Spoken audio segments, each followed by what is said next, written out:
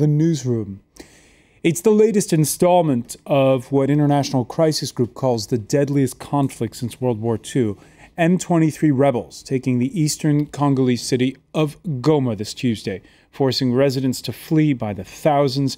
The world's largest UN military operation, watching helpless for lack of a mandate. Created just 7 months ago, the M23 is an offshoot of previous rebel movements. Its leader, Bosco Ntaganda, is sought by the International Criminal Court on past war crime charges. But Kinshasa argues he's not the real boss. The government of Congo's president, Joseph Kabila, accuses Paul Kagame, on your right there, of being the rebellion's real mastermind. And Kabila is not alone, so did a recent UN report. The two leaders have landed in neighboring Uganda for face-to-face talks.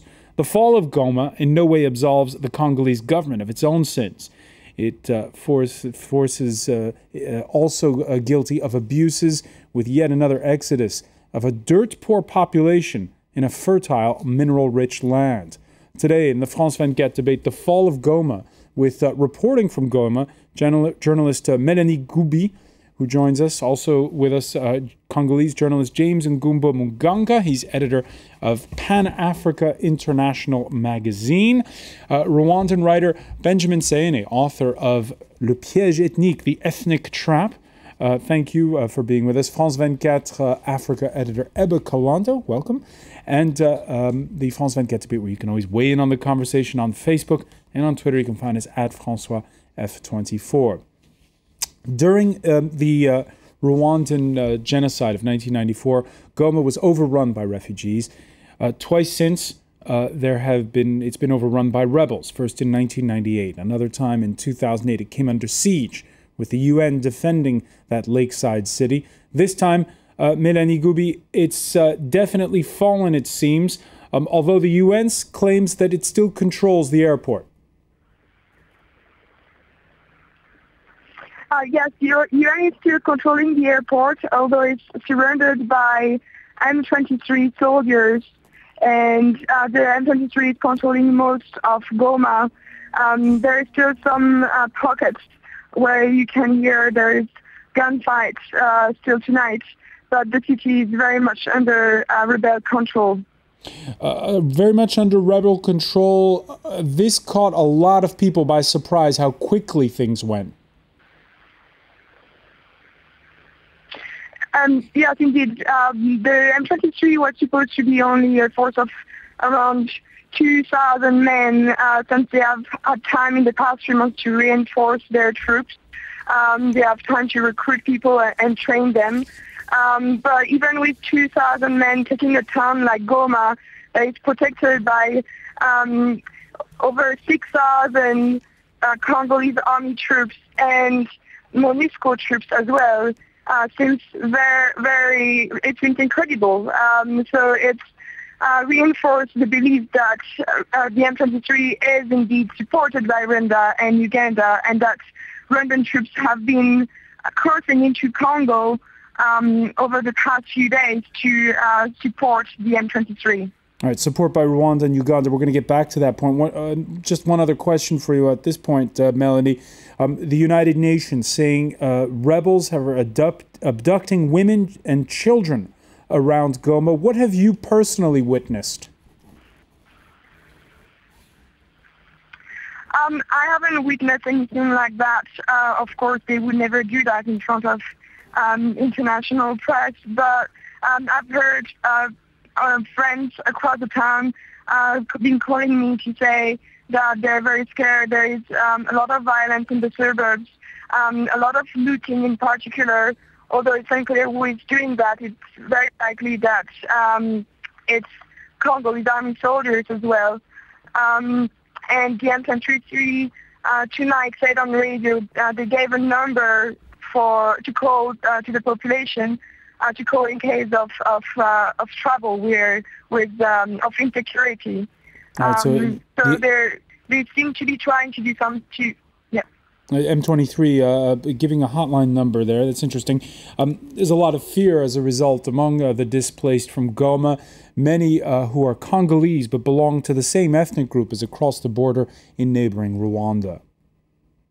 The Congolese soldiers are arresting anyone who speaks Kinyarwanda in Goma and say they must be killed because the war is from there.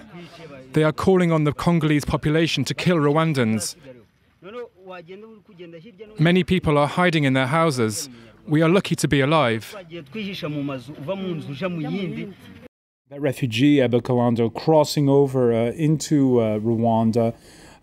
So different civilian populations, I guess, fearing different forces. Well, I think this probably goes to the heart of the conflict in this area, which is such a hub of different identities of what it means to be Congolese, and when one stops being Congolese and being Tutsi or Banyamulenge, as people call it. I think here is whenever there is trouble between the Congolese army and problems from across the border, is that there's always tit-for-tat action within the communities where people come from, looking for scapegoats. And these are people who've lived together for generations. But this is probably also a very logical conclusion to events when somebody's idea of whose identity then supersedes whose. You heard Melanie Gubi there say that they thought it was, several hundred fighters, tops 2,000, and here was this formidable force that descended on Goma. I don't think it's, for anybody who knows the state of the Congolese army, I don't think it would come as any surprise that it's something that even the political establishment has also been able to admit, that it's a disorganized, badly paid, and not very well motivated fighting force. Whereas the M23 rebels were former CNDP rebels, although they were also part of the Congolese army, are people who have probably had a much stronger fighting experience, clearly much more motivated, have a stronger cohesive ideology as to what it is that they want to fight for, whereas the Congolese army is sort of a ragtag band of guys who don't really have a clear structure, nor a clear command structure in the East. So when we hear stories of that, when the M23 rebels came into Goma, that there were reports of the FARDC troops taking off their FARDC uniforms and basically vanishing into the communities. The government forces. The government forces. This is absolutely no surprise. Not only were they outmanned, but they were clearly also outgunned and outmaneuvered. And Benjamin Sayeni, why is this coming to a head now?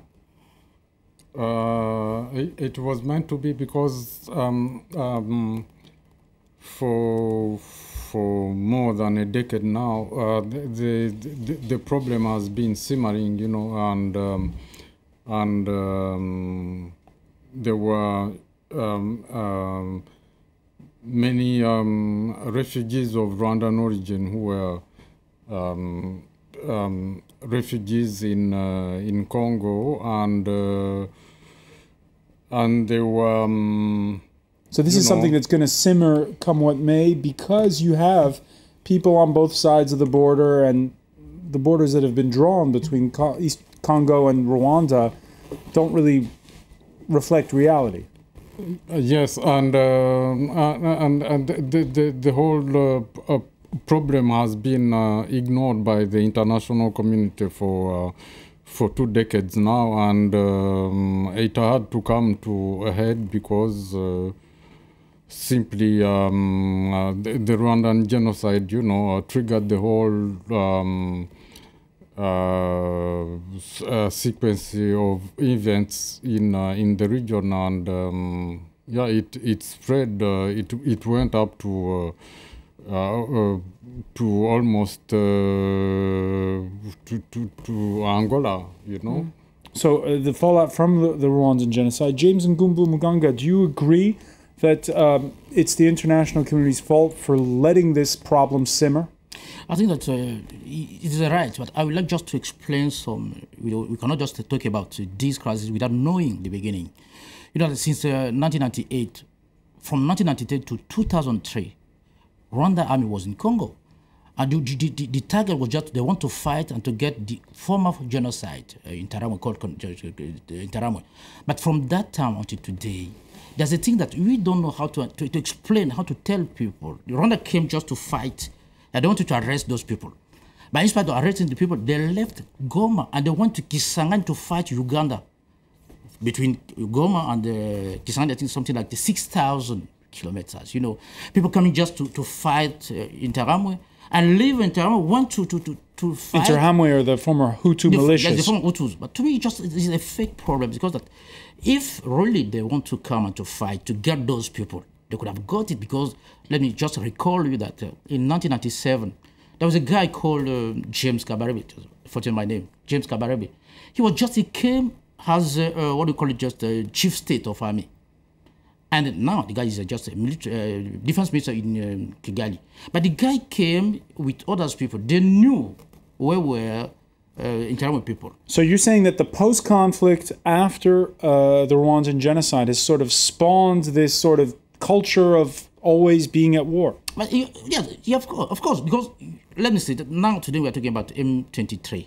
But before M23, we got CNDP. It was the same problem. They came because they want to get people, but they didn't. I'm afraid, I'm not surprised that maybe tomorrow or after 2 months or 3 months, when the guy will left, Rwanda will make another rebellion. Eba Kalanda? That's right. I can make mistake, but to me, it seems that the evidence is just there. Everybody knows today. I think this is a very complex situation in the sense that there's always been a relationship between Rwanda and Congo ever since, not just since the genocide. And as we speak, the Congolese and Rwandan presidents are talking around the same table in Kampala. Not only this, I think that, you know, there's a sequence of events that, there's always been this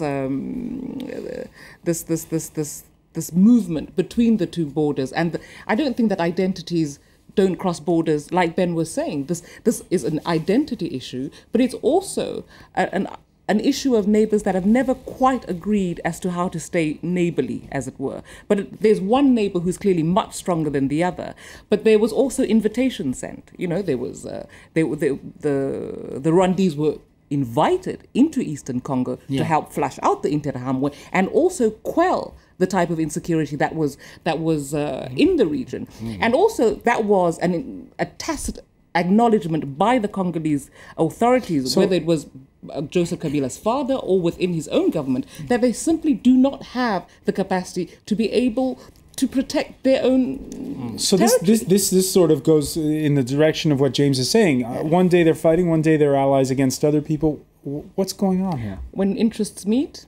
And what are those interests? I think the interests are basically using the superior firepower and the fighting force of the Rwandese to do search and destroy of undesirable military elements and military armed groups who basically use their armed identities to basically carry out economic activities, and control of territory. And control economic resources. And the way they do that is by basically making sure that communities are constantly displaced. You take communities away from their homes, and then you take the minerals that's under their ground. And it's a cyclical. It's a cyclical movement of displacement. And unfortunately, the Congolese army, up until when it can control its own territory within this extremely complex region, I think you will always have people with other interests of their own. It's just too provocative not to come around. But let me just recall you at... And just to remind for our viewers, we're talking about a city, Goma, that is 1,500 kilometers from the capital, Kinshasa. And less than 90 kilometers from Rwanda. So, but I want to just, before going out, I want to reply to Abba. You know that the same reason, since 1998, I told you that about CNDP, about ERSC, about even AFDL for Kabila father when they came. A lot of acronyms there. The only and the last, or the first thing they were talking that people are not more involved. Other people from other tribes, or what do you call it, Tutsi. But it's not the same, because if really they are coming in Congo because of that, they came in 1997. 1998. I think they were always 2006. Congolese of Tutsi origin. I'm talking about rebels. I'm talking about rebels. I'm talking about rebels because those rebels, they are talking that they belong to Tutsi tribe. Is that okay? They're coming from no. Right, but all guys that they belong to Tutsi. But they are Congolese. They're Congolese. But if they are No, I think Congolese, that's a really important point, though. They are Congolese. The fact whether they are political and ideological differences, the fact that they are of Hutu origin or Mashi or Banyamulenge, I think is immaterial. Yes. And let's get back to Benjamin's point here on this, which is that the international community, meanwhile, letting things lie fallow. There are things happening. The French foreign minister putting out a statement just a short while ago, calling for a review of the mandate in Eastern Congo of the United Nations to give more bite to that military mission. It's the world's largest for the UN, MONUSCO it's called. It's got 19,000 troops in the entire country, 19,000 military personnel. Earlier, before flying to Uganda's capital, Congo's president broke his silence, calling, he said, for resistance. We've already had to live through and overcome similar situations in the past being 2009, 2001, 2002 and 2003. The country was divided, but with determination and all of our efforts, with the participation of all the population, we were able to reunify the country.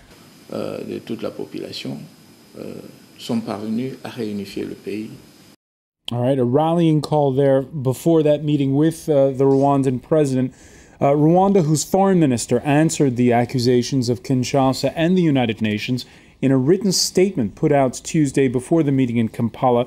By focusing on the blame game and ignoring the root causes of conflict in the DRC, the international community has missed the opportunity to help the Democratic Republic of Congo restore peace. What would you answer to that when you see that statement, James Ngumbu Bunganga? It seems that we have had it. It's not for the first time to know. And I want you to know what are the root causes for that. That's the question I will ask every time. Because when others started, in any situation that we have in Congo, we are the same, and the same sentence. When did Congolese have to know the root causes. We want to know what are these root causes that we don't know. It's because people are not involved in villages on what? It's because that people or Tutsi or Banyamulenge, if you call them Banyamulenge, they are not just implicated or involved in Congolese action. That is a fake. Because all of them, most of those people, they are working in Congo. They are working in governments. Most of them, they are even ministers. People coming from that part of the country. In my own country, in my own town, I think that I do have a guy who is a minister.